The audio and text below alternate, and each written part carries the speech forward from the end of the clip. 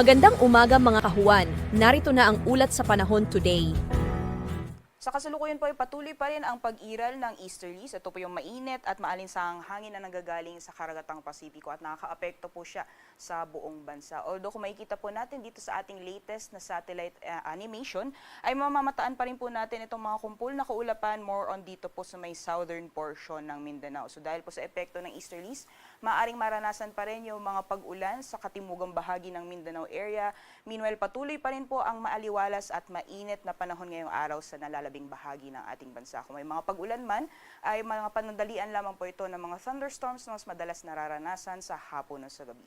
Wala din po tayong binabantayan na low pressure area o bagyo sa loob at labas ng ating Philippine Air Responsibility at sa mga susunod na araw ay inaasahan po natin na unti-unti po ulit magpaparamdam itong northeast monsoon o hanging amihan, ngunit inaasahan po natin na makakaapekto lamang po siya dito sa may bahagi ng northern Luzon. So magpapatuloy pa rin yung mainit na panahon sa nalalabing bahagi ng ating bansa na may mga posibilidad ng mga isolated thunderstorms pagdating sa hapon o sa gabi. Para naman po sa magiging lagay ng panahon ngayong araw, dito po sa Luzon, patuloy pa rin ang mainit at maaliwalas na panahon, especially pagdating ng tanghali at may mga posibilidad lamang ng mga panandaliang pagbuhos ng ulan dulot ng mga isolated thunderstorms na mas madalas nararanasan sa hapon o sa gabi. Temperature forecast naman po para sa mga piling syudad. Dito po sa Luzon, sa Lawag po ay maglalaro mula 23 hanggang 31 degrees Celsius. 32 degrees Celsius maximum temperature sinaasahan ngayong araw dito sa Tuguegarao at agwat naman ng temperatura sa Baguio ay maglalaro mula 17 hanggang 25 degrees Celsius. For Metro Manila area, 34 degrees Celsius maximum temperatures po inaasahan natin. Sa Tagaytay at sa Legazpi ay maaaring umabot ng 32 degrees Celsius.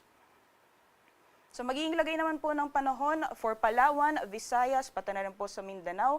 Gaya po nakita natin sa ating latest satellite animation kanina, yung katimugang bahagi or southern portion ng Mindanao ay posible pa rin makakaranas ng mga pag-ulan dulot po ng epekto nitong easterly. So for areas po ng Davao Oriental, Davao de Oro, sa Sarangani, pati na rin po dito sa Basilan, Sulu at Tawi-Tawi, asahan po natin ang mga kalat-kalat mga pag-ulan, pagkidlat at pagkulog ngayong araw. Samantalang for Palawan, Visayas, and for the rest of Mindanao, magpapatuloy pa rin po yung generally fair weather conditions, liban na lamang yung mga posibilidad ng mga isolated thunderstorms pagdating sa hapon o sa gabi, especially po for the rest of Mindanao ngayong araw. Temperature forecast naman para sa mga piling syudad for Palawan and Visayas.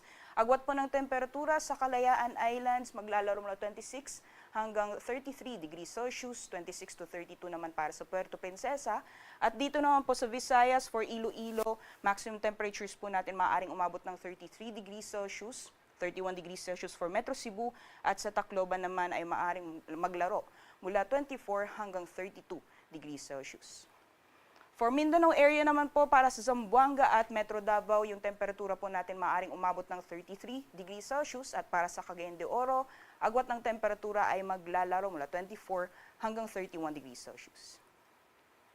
Para naman po sa kalagayan ng ating karagatan, wala pa rin po tayong gale warning or babala sa matataas na mga pag-alon, kaya malaya pa rin makakapalaot ang mga kababayan natin na may mga maliit na sakyang pandagat.